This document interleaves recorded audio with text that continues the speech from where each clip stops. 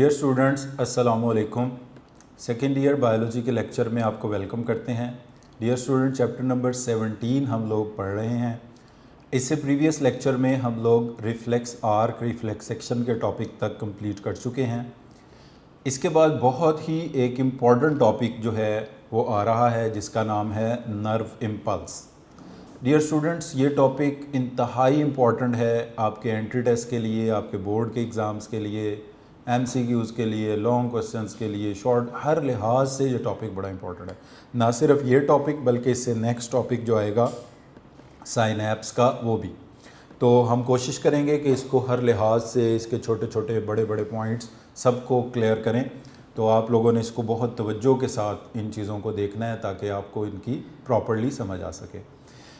तो dear students, सबसे पहले हम यहाँ पर कुछ छोटी छोटी टर्म्स हैं जिनको लिखेंगे और उनका ज़िक्र भी करेंगे। जैसे कि नंबर 1 पर है nerve impulse. Dear students, book की वर्डिंग के मुताबिक ही हम इसकी डेफिनेशन करेंगे। Nerve impulse is a wave of electrochemical changes. तो पहला पॉइंट इसका ये है कि it is a wave of electrochemical changes which travel along the length of neuron, जो न्यूरॉन के साथ साथ चलती है, involving the movement of ions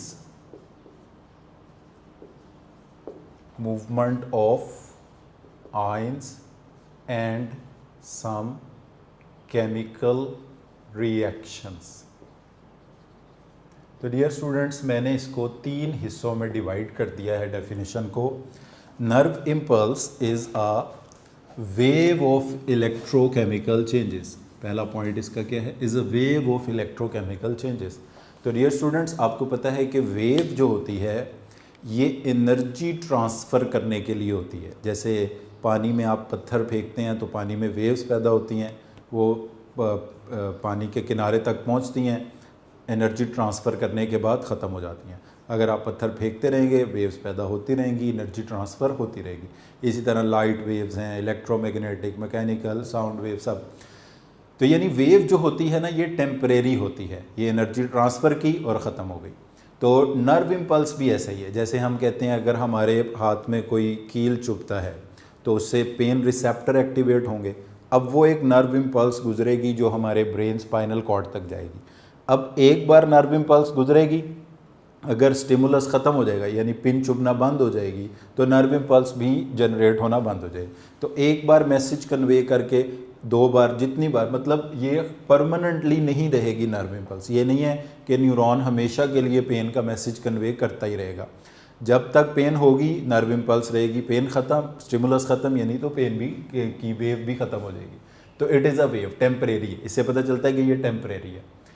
electrochemical changes, इसमें केमिकल रिएक्शंस भी होंगे और चार्जेस भी इन्वॉल्व होंगे। इलेक्ट्रिकल का मतलब होता है चार्जेस, पॉजिटिव नेगेटिव चार्जेस, और केमिकल रिएक्शन किधर मूव करेगी? Along the length of neuron. जहाँ जहाँ बॉडी में न्यूरॉन्स मूव कर रहे हैं उनके अलोंग नर्व इम्पल्स मूव कर सकती है। इसमें 2 चीज़ें इन्वॉल्व होती हैं, मूवमेंट ऑफ आइंस। ये जो इलेक्ट्रिकल चेंज आता है किसकी वजह से आता है? मूवमेंट ऑफ आइंस की वजह से या केमिकल रिएक्शंस की वजह से। तो ये डियर स्टूडेंट्स इसकी कंप्लीट डेफिनेशन है, आपने इसको ऐसे ही याद रखना है। Nerve impulse is a wave of electrochemical changes which travel along the length of neuron involving the movement of ions and chemical reactions। तो ये इसकी कॉम्प्रिहेंसिव कंप्लीट डेफिनेशन है जो कि हमने बुक वाली ही याद करनी है। अभी हम मज़ीद इसकी डिटेल पढ़ते हैं तो ये आपको और चीज़ें समझ आ जाएंगी। इसके बाद डियर स्टूडेंट, नेक्स्ट जो एक इम्पॉर्टेंट टर्म है इसके हवाले से वो है इलेक्ट्रिकल पोटेंशियल। इलेक्ट्रिकल पोटेंशियल किसे बोलते हैं? डियर स्टूडेंट्स, इलेक्ट्रिकल पोटेंशियल का मतलब होता है capacity to do electric work. Electrical potential बोलते हैं capacity to do electric work, ability भी कह सकते हैं आप, capacity to do electric work, इसको कहा जाता है इलेक्ट्रिकल पोटेंशियल। जैसे हम किसी चीज़ पे फोर्स लगाते हैं, वर्क डन करते हैं, मगर ऐसा वर्क डन जो चार्जेस के ऊपर हो, उसको कहेंगे electrical potential. Capacity to do electric work का मतलब है work done on charges, positive negative, work done on charges, इसको कहा जाएगा इलेक्ट्रिकल पोटेंशियल। यानी पॉजिटिव आयन के नेगेटिव आयन के मूव करवाने की कितनी एबिलिटी है वोल्टेज के अंदर जो होती है, जैसे बैटरी पे लिखा है 5 वोल्ट, 10 वोल्ट, 20 वोल्ट, तो this is the capacity to do electric work. ये चार्जेस को के ऊपर काम करने की, वर्क डन करने की एबिलिटी को बोलते हैं इलेक्ट्रिकल पोटेंशियल। इसके बाद तीसरी टर्म यहाँ पर आती है मेम्ब्रेन पोटेंशियल। तीसरी टर्म है मेम्ब्रेन पोटेंशियल। मेम्ब्रेन पोटेंशियल का मतलब है इलेक्ट्रिकल पोटेंशियल, तो हमने कहा capacity to do electric work को बोलते हैं, तो वो जो इलेक्ट्रिकल पोटेंशियल है that exist across a cell membrane, electrical potential that exist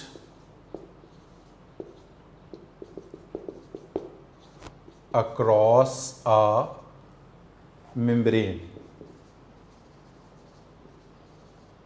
is known as membrane potential। यानी एक न्यूरॉन की मेम्ब्रेन है, नर्व सेल की मेम्ब्रेन है, उसकी आउटसाइड इनसाइड पे जितना इलेक्ट्रिकल पोटेंशियल है, जितनी कैपेसिटी टू डू वर्क है, क्योंकि वो इलेक्ट्रिकल पोटेंशियल मेम्ब्रेन के अंदर बाहर अक्रॉस है, उसको हम नाम देंगे मेम्ब्रेन पोटेंशियल का। अब डियर स्टूडेंट, मेम्ब्रेन पोटेंशियल दो तरह के होते हैं। या तो देखें, हो सकता है एक न्यूरॉन है, ये हमारी फिंगर टिप से पेन के रिसेप्टर, सेंसरी न्यूरॉन जो है स्पाइनल कॉर्ड तक, ब्रेन तक गया हुआ है। अब हो सकता है इधर पिन चुभे तो पेन का मैसेज लेकर वो न्यूरॉन जाए, जब पिन नहीं चुभ रही तो वो नर्व इम्पल्स नहीं कन्वे कर रहा। तो इसका मतलब है न्यूरॉन दो कंडीशंस में हो सकता है, कंडक्शन जब उसमें से नर्व इम्पल्स गुजर रही है, नॉन कंडक्शन जब उसमें से नर्व इम्पल्स नहीं गुजर रही। तो अब हम इन दोनों चीज़ों को अलग-अलग करके पढ़ेंगे कि जब कंडक्शन होगी, यानी मैसेज गुजर रहा है, नर्व इम्पल्स गुजर रही है, तो मेम्ब्रेन पोटेंशियल और होगा। जब नर्व इम्पल्स नहीं गुजर रही तो मेम्ब्रेन पोटेंशियल और होगा। तो पहले जो हम मेम्ब्रेन पोटेंशियल, इन दोनों को हम अलग-अलग करके पढ़ेंगे।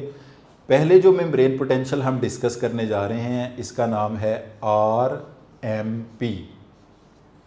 RMP का फुल नेम है रेस्टिंग मेम्ब्रेन पोटेंशियल। RMP का मतलब है resting membrane potential.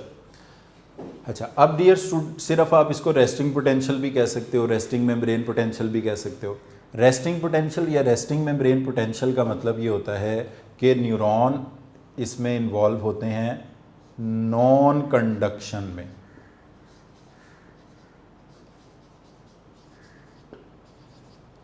Non conduction का मतलब ये है कि न्यूरॉन से नर्व इम्पल्स नहीं गुजर रही, in the absence of nerve impulse.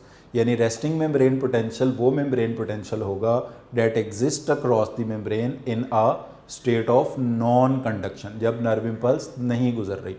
और जब नहीं नर्व इम्पल्स गुजर रही होती तो इस स्टेज को न्यूरॉन की हम कहते हैं कि न्यूरॉन पोलराइज्ड है।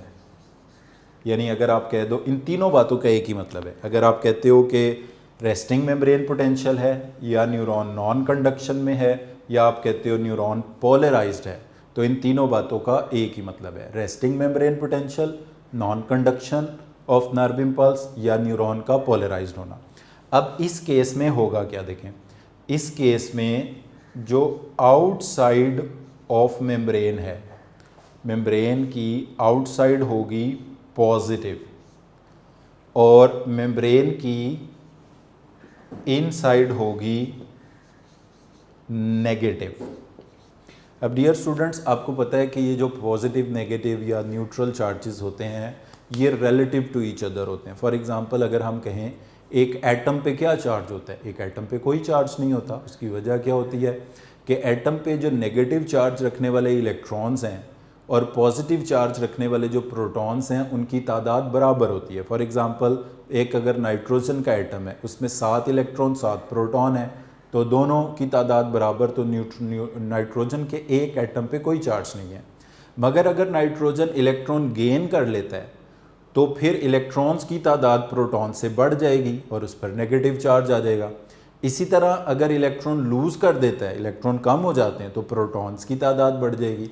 तो ये जो हम कहते हैं कि आउटसाइड ऑफ मेम्ब्रेन पॉजिटिव है, ये आउटसाइड ऑफ मेम्ब्रेन पॉजिटिव है रिलेटिव टू इनसाइड, या इसी तरह इनसाइड ऑफ मेम्ब्रेन नेगेटिव है तो रिलेटिव टू आउटसाइड, यानी आउटसाइड इनसाइड के मुकाबले में पॉजिटिव है, इनसाइड आउटसाइड के मुकाबले में नेगेटिव है। आउटसाइड के पॉजिटिव होने का मतलब होगा कि पॉजिटिव चार्जेस ज़्यादा हैं, या आप ये भी कह सकते हैं कि नेगेटिव चार्जेस कम हैं। इनसाइड के नेगेटिव होने का मतलब होगा कि पॉजिटिव चार्जेस कम हैं या नेगेटिव चार्जेस ज़्यादा हैं, तभी इनसाइड नेगेटिव होगी। तो आउटसाइड ऑफ मेम्ब्रेन पॉजिटिव हो, इनसाइड ऑफ मेम्ब्रेन नेगेटिव हो। अब इसकी वैल्यू कितनी है? इसकी वैल्यू है -70 मिली वोल्ट, जिसको आप -0.07 वोल्ट भी कह सकते हो। तो डियर स्टूडेंट्स, ये 5 चीज़ें आपने इसके हवाले से याद रखनी हैं जो कि बहुत ही इंपॉर्टेंट बातें हैं। मेम्ब्रेन पोटेंशियल की 2 टाइप्स हैं, उसमें से अभी हम पहली सिर्फ पढ़ रहे हैं, रेस्टिंग मेम्ब्रेन पोटेंशियल, जिसको एब्रीवेट करते हैं RMP से। रेस्टिंग मेम्ब्रेन पोटेंशियल के नाम से पता चल रहा है जब न्यूरॉन रेस्टिंग कंडीशन में है, न्यूरॉन कंडक्शन की स्टेट के अंदर नहीं है, नर्व इम्पल्स उससे नहीं गुजर रही। Resting membrane potential across the membrane कह दें, या neuron is in non conduction state बोल दें, या कह दें कि न्यूरॉन पोलराइज्ड है, एक ही बात है। या अगर आपको इस तरह से कहा जाता है कि outside of membrane is positive and inside of membrane is negative, तो अंडरस्टूड बात है कि अगर आउटसाइड ऑफ मेम्ब्रेन पॉजिटिव और इनसाइड ऑफ मेम्ब्रेन नेगेटिव है तो न्यूरॉन के इर्द गिर्द रेस्टिंग मेम्ब्रेन पोटेंशियल है, वो न्यूरॉन कंडक्शन नहीं कर रहा, वो न्यूरॉन पोलराइज स्टेट के अंदर है। तो डियर स्टूडेंट्स, ये कुछ टर्म्स थी जो हमने यहाँ पर डिस्कस की हैं, एक बार इनको रिव्यू करके आगे मूव करते हैं। नर्व इम्पल्स किसे बोलते हैं? A wave of electrochemical changes which travel along the length of neuron involving the movement of ions and chemical reactions। फिर उसके बाद इलेक्ट्रिकल पोटेंशियल की डेफिनेशन है, बुक में दी हुई है। इलेक्ट्रिकल पोटेंशियल कहते हैं capacity to do electric work, और इलेक्ट्रिक वर्क क्या होता है? वर्क डन ऑन चार्जेस, जो पॉजिटिव नेगेटिव चार्जेस के ऊपर वर्क डन किया जाए उसको कहते हैं इलेक्ट्रिकल पोटेंशियल। और वो इलेक्ट्रिकल पोटेंशियल जो सेल मेम्ब्रेन के इनसाइड आउटसाइड होता है, electrical potential that exist across membrane, और ऑब्वियसली यहाँ पर मेम्ब्रेन से मुराद कौन सी मेम्ब्रेन है? न्यूरॉन की मेम्ब्रेन, सेल मेम्ब्रेन, इसको हम कहते हैं मेम्ब्रेन पोटेंशियल। अब ये 2 किस्म का होता है, एक्टिव मेम्ब्रेन पोटेंशियल और रेस्टिंग मेम्ब्रेन पोटेंशियल। तो अभी हम डिस्कस कर रहे हैं रेस्टिंग मेम्ब्रेन पोटेंशियल। RMP का फुल नेम है रेस्टिंग मेम्ब्रेन पोटेंशियल, जिसको आप कह सकते हैं कि neuron is in non conduction state भी कह सकते हैं इसके आप। ये भी आप कह सकते हैं कि न्यूरॉन पोलराइज्ड है, ये भी कह सकते हैं कि आउटसाइड ऑफ मेम्ब्रेन पॉजिटिव है, या ये भी कह सकते हैं कि आउटसाइड ऑफ मेम्ब्रेन नेगेटिव है। अब इसका क्योंकि ये वैल्यू का इसकी MCQ अक्सर आ जाता है, तो ये आपने याद रखना है कि रेस्टिंग मेम्ब्रेन पोटेंशियल की वैल्यू कितनी है? इसकी वैल्यू है -70 मिली वोल्ट या -0.0 वोल्ट इसकी वैल्यू है। अब उसके बाद डियर स्टूडेंट्स, हम नेक्स्ट देखने जा रहे हैं कि कौन कौन से फैक्टर हैं जो रेस्टिंग मेम्ब्रेन पोटेंशियल को मेंटेन करते हैं। इसका एक रूल आप याद रख लें, कोई भी चीज़ जो आउटसाइड ऑफ मेम्ब्रेन को पॉजिटिव करे, ये हमने लिखा है ना, आउटसाइड ऑफ मेम्ब्रेन पॉजिटिव, या कोई भी चीज़ जो इनसाइड ऑफ मेम्ब्रेन को नेगेटिव करे, वो किसको मेंटेन करेगी? रेस्टिंग मेम्ब्रेन पोटेंशियल को। तो all the factors which are responsible for maintaining the resting membrane potential will make the outside of membrane positive and will make the inside of membrane negative। तो इसको अब हम देखते हैं कि वो कितने फैक्टर्स हैं। इसमें 3 मेन फैक्टर्स हैं जो कि रेस्टिंग मेम्ब्रेन पोटेंशियल को मेंटेन रखने का बाइस बनते हैं। उसमें नंबर 1 फैक्टर जो है वो है सोडियम पोटाशियम पंप।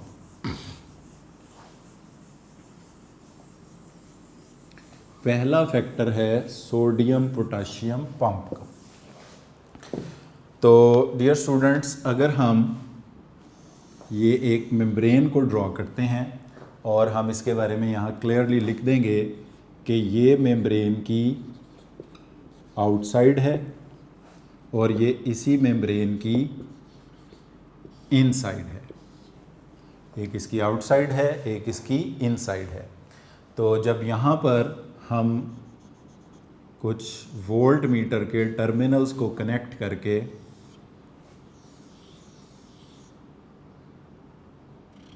इसके चार्जेस, इसकी वैल्यू चेक करेंगे तो ये वैल्यू कितनी आ रही होगी, -70 मिली वोल्ट। जो भी इसकी रीडिंग्स होंगी हमने ये एक रफ सा लिख ली।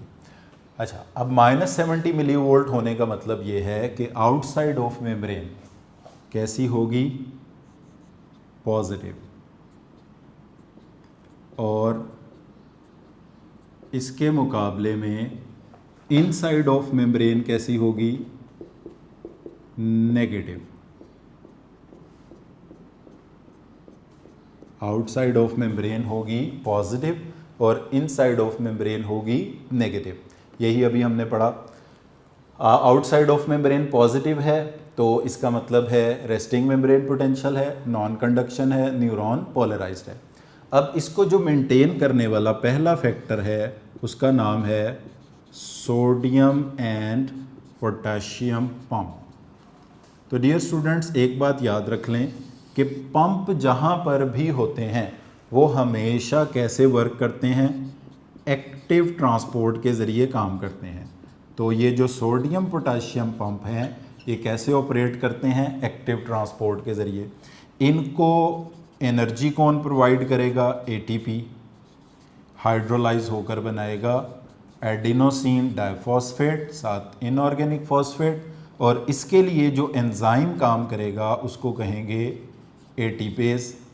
अच्छा, जब भी किसी जगह पर एक्टिव ट्रांसपोर्ट होती है ये होती है अगेंस्ट कॉन्सेंट्रेशन ग्रेडियंट। ये हमेशा कॉन्सेंट्रेशन ग्रेडियंट के ख़िलाफ़ होती है, यानी मॉलिक्यूल्स या चीज़ें हमेशा लो कंसंट्रेशन से हाई की तरफ जाती हैं। अब अगर यहाँ पर हम बात करते हैं सबसे पहले नंबर पर सोडियम आयंस की, तो सोडियम आयंस की कंसंट्रेशन आउटसाइड में इनसाइड के मुकाबले में ज़्यादा है। आउटसाइड में ये अगर आप अपनी बुक में देखेंगे तो उन्होंने सोडियम आयन को बड़ा बनाया हुआ है आउटसाइड में, यहाँ पर 10 गुना ज़्यादा सोडियम है, और इनसाइड में ये Na छोटा लिखा हुआ है कंपैरेटिवली। इसका मतलब है कि इनसाइड में सोडियम की कंसंट्रेशन 10 गुना कम है, यानी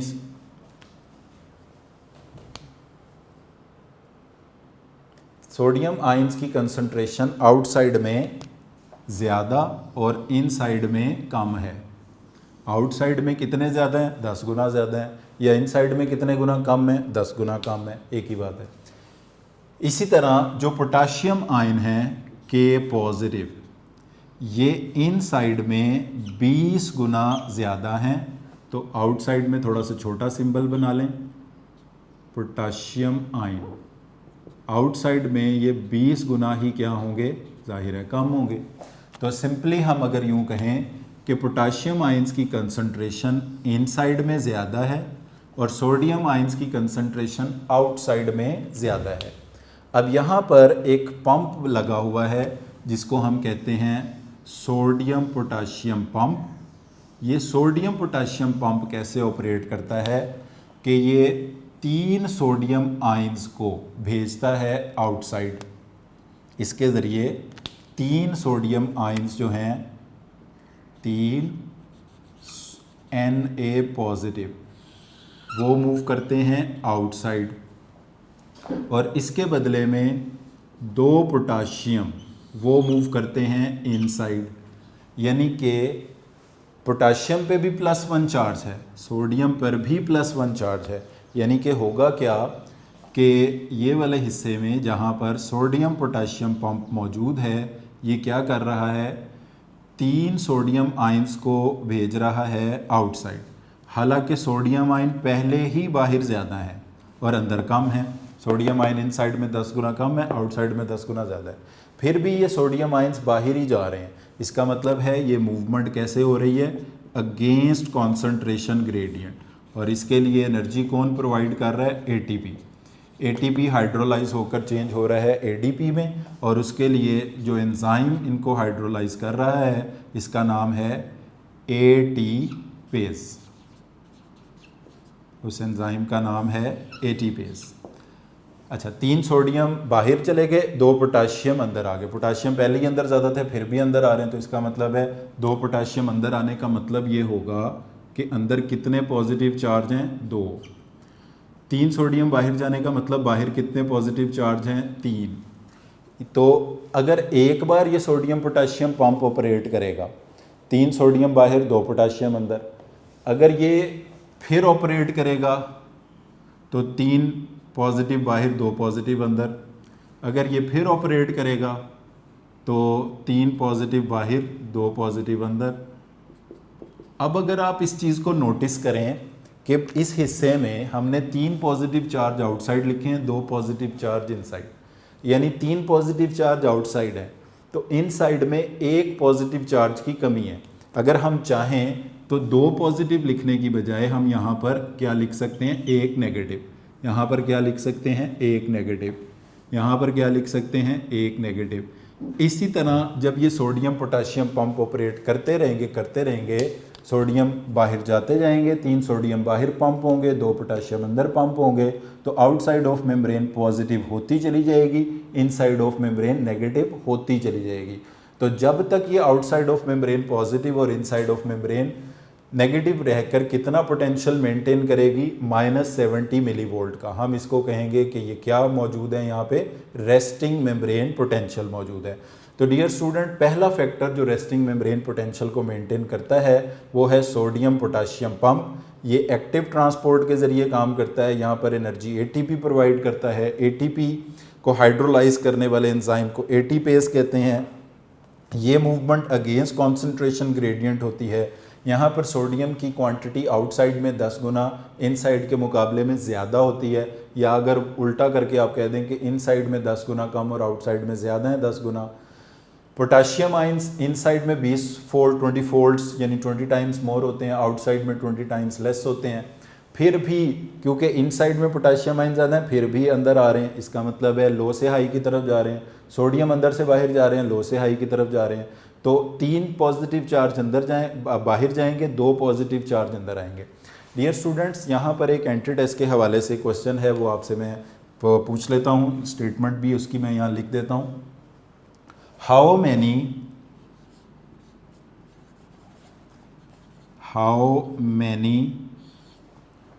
potassium ions will be pumped inside a neural membrane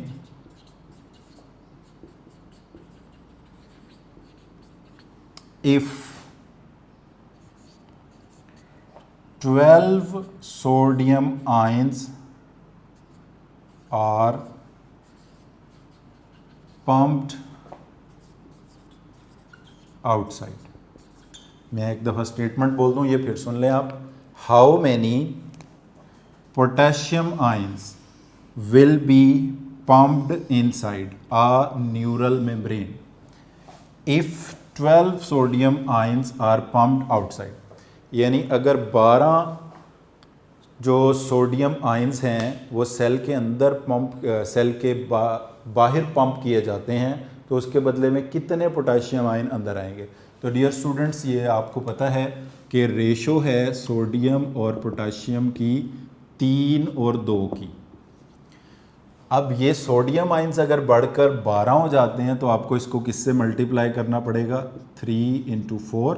तो इधर भी फिर आपको 4 से मल्टीप्लाई करना पड़ेगा। ये अगर 12 सोडियम आयंस होंगे तो ये कितने बन जाएंगे, 8। तो इसका आंसर क्या आएगा, 8। तो पोटाशियम आयंस कितने पंप होंगे आउटसाइड, 8 फॉर 12 सोडियम। इसी तरह 3 के लिए 2 पोटाशियम, 6 के लिए 4 पोटाशियम, 12 के लिए 8 पोटाशियम। तो ये इस तरह का इसके हवाले से क्वेश्चन आ सकता है। अब बाकी जो 2 फैक्टर्स हैं वो बड़े सिंपल से हैं। दूसरा फैक्टर ये है कि retention of negatively charge organic materials inside the cells, यानी जो cell negatively charge organic material हैं।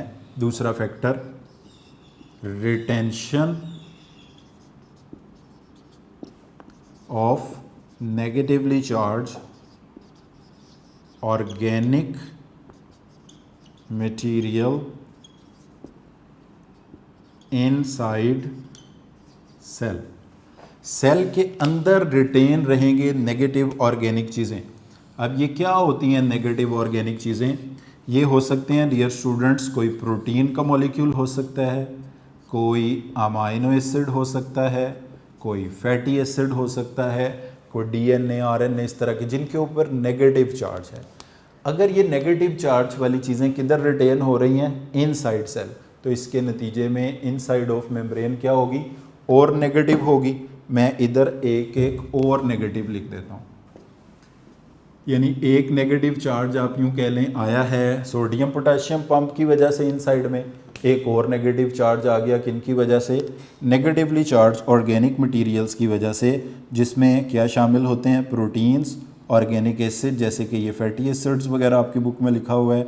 तो ये इनसाइड ऑफ मेम्ब्रेन को और ज़्यादा नेगेटिव कर देंगे as compare to the outside. Although कि इसकी कंट्रीब्यूशन कम है, मगर फिर भी ये नेगेटिव बनाएंगे इनसाइड ऑफ मेम्ब्रेन को। और तीसरा फैक्टर डियर स्टूडेंट्स इसमें जो आता है वो है leakage of potassium ion. Virtually कोई भी आयन पैसिवली मूव करके ना तो सेल के अंदर आ सकता है ना सेल के बाहर आ सकता है, but cell membrane slightly permeable है फॉर पोटेशियम आयन। तो इसमें तीसरा फैक्टर हम क्या लिखेंगे? Leakage of potassium ion. अब इसमें एक बात याद रख लें, अगर आपसे पूछा जाए कि ये लीकेज ऑफ पोटेशियम आयन कैसे होती है, तो ये होती है पैसिवली, यानी इसमें कोई एनर्जी इस्तेमाल नहीं होती। ये काम कैसे होता है? डिफ्यूजन के ज़रिए होता है, और इसमें कोई एटीपी वगैरह इन्वॉल्व नहीं होते। और इसकी डायरेक्शन क्या होती है? इसकी डायरेक्शन होती है इनसाइड से आउटसाइड, यानी पोटेशियम आयन किधर जाएंगे? इनसाइड से आउटसाइड, मगर बहुत थोड़े। तो ये कुछ क्या हो रही है? Leakage of potassium ion. तो leakage of potassium ion diffusion के ज़रिए होती है, पैसिवली होती है, कोई एटीपी इस्तेमाल नहीं होते, और स्लाइटली होती है। तो अगर आपसे पूछा जाए कि न्यूरॉन की मेम्ब्रेन रेस्टिंग कंडीशन में किस आयन के लिए थोड़ी सी परमिएबल है, स्लाइटली परमिएबल है, तो वो पोटेशियम के लिए स्लाइट। अब ये देखें मैंने इनसाइड से आउटसाइड ही क्यों कहा है? क्योंकि इनसाइड में ये 20 गुना ज़्यादा है, आउटसाइड में ये 20 गुना कम है, और पैसिव ट्रांसपोर्ट हमेशा हाई से लो कंसंट्रेशन की तरफ होती है। इसको आप यूँ भी कह सकते हैं, they are moving along concentration gradient. ये अलोंग कंसंट्रेशन ग्रेडियंट मूवमेंट हो रही है। तो अब ये तीनों factors, leakage of potassium ion का भी कंट्रीब्यूशन है, नेगेटिव ऑर्गेनिक मॉलिक्यूल्स का भी कंट्रीब्यूशन है इनसाइड, और सबसे ज़्यादा कंट्रीब्यूशन है सोडियम पोटेशियम आयन का। ये मिलकर आउटसाइड ऑफ मेम्ब्रेन को पॉजिटिव और इनसाइड ऑफ मेम्ब्रेन को नेगेटिव रखेंगे। -70 मिलीवोल्ट या -0.07 वोल्ट का इलेक्ट्रिकल पोटेंशियल मेंटेन करेंगे, तो इसको हम कहेंगे कि ये रेस्टिंग मेम्ब्रेन पोटेंशियल मेंटेन हो गया। तो डियर स्टूडेंट्स, यहाँ तक जो एक क्वेश्चन है वो हमारा पूरा हुआ है। ये मैं आपको बता दूं कि इसका लॉन्ग क्वेश्चन किस तरह से आता है। इसका लॉन्ग क्वेश्चन इस तरह से आएगा, define nerve impulse and explain the factors या and explain how resting membrane potential is maintain. तो इसमें आपने नर्व इम्पल्स को डिफाइन करना है, जैसे हमने लेक्चर के शुरू में किया, इलेक्ट्रिकल पोटेंशियल को डिफाइन करना है, मेम्ब्रेन पोटेंशियल को डिफाइन करना है। रेस्टिंग मेम्ब्रेन पोटेंशियल क्या होता है, जैसे मैंने बताया आपको, नॉन कंडक्शन है, पोलराइज्ड है, आउटसाइड पॉजिटिव इनसाइड नेगेटिव है। फिर इसके फैक्टर में सबसे पहले आप सोडियम पोटेशियम पंप को लिखेंगे, नेगेटिव ऑर्गेनिक मटेरियल्स आयंस को लिखेंगे, लीकेज ऑफ पोटेशियम आयन, इसकी वैल्यू को डिस्कस करेंगे, और इसकी जो आपकी बुक में तस्वीर बनी हुई है इसको अच्छा सा करके आप बनाएंगे जिसमें ये पता चल रहा है कि सोडियम किधर ज़्यादा है, सोडियम किधर कम है, एटीपी का यूज़ है, पोटाशियम आयन की डिफ्यूजन है, ये सारी चीज़ें यहाँ पर आप इसको इंडिकेट करेंगे। तो ये एक हिस्सा इसका यहाँ पर मुकम्मल हो जाएगा। अब इसके बाद इसका दूसरा क्वेश्चन का जो पोर्शन है वो ऑब्वियसली हम नेक्स्ट लेक्चर में उसको टेकअप करेंगे। तो मगर ये मैं बता दूं कि उसका क्वेश्चन किस तरह, अगर आपसे ये पूछा जाता है कि define nerve impulse and explain the process और mechanism of initiation of nerve impulse, तो फिर आपको इसमें नर्व इम्पल्स को डिफ़ाइन करें, इलेक्ट्रिकल पोटेंशियल को डिफ़ाइन करें, मेम्ब्रेन पोटेंशियल को डिफ़ाइन करें। मगर अब आपको रेस्टिंग मेम्ब्रेन पोटेंशियल लिखने की ज़रूरत नहीं है क्योंकि वो नॉन कंडक्शन में, जब क्वेश्चन में कह दिया गया कि इनिशिएशन ऑफ नर्व इम्पल्स के बारे में लिखें, तो अब इसमें दूसरा वाला पोर्शन आपका लिखा जाएगा। डिफाइन वही चीज़ें करेंगे मगर रेस्टिंग मेम्ब्रेन पोटेंशियल के फैक्टर लिखने की बजाय जो इनिशिएशन ऑफ नर्व इम्पल्स का टॉपिक है वहाँ से इसको ऑनवर्ड आगे शुरू कर देंगे। वो ऑब्वियसली हम नेक्स्ट लेक्चर में इसको डिस्कस करेंगे। तो अभी हम डियर स्टूडेंट इस लेक्चर को इधर ही कंप्लीट करते हैं और नेक्स्ट लेक्चर में ऑब्वियसली हम देखेंगे कि इनिशिएशन ऑफ नर्व इम्पल्स कैसे होती है और एक्टिव मेम्ब्रेन पोटेंशियल कैसे मेंटेन होता है। तो अब आज के लेक्चर को हम इधर ही वाइंड अप कर रहे हैं। इस टॉपिक को आपने अच्छी तरह से इन डिटेल पढ़ना है, एक एक इसकी लाइन, क्योंकि जैसे मैंने शुरू में बताया कि ये टॉपिक बोर्ड के पेपर के लिए MCQ, शॉर्ट, लॉन्ग और इवन एंट्री के पॉइंट ऑफ व्यू से हर तरह से ये बहुत इंपॉर्टेंट है। तो कोई क्वेश्चन अगर आपके जहन में होगा तो आप हमसे पूछ सकते हैं। तो अब के लेक्चर को हम इधर ही वाइंड अप करते हैं। Thank you very much.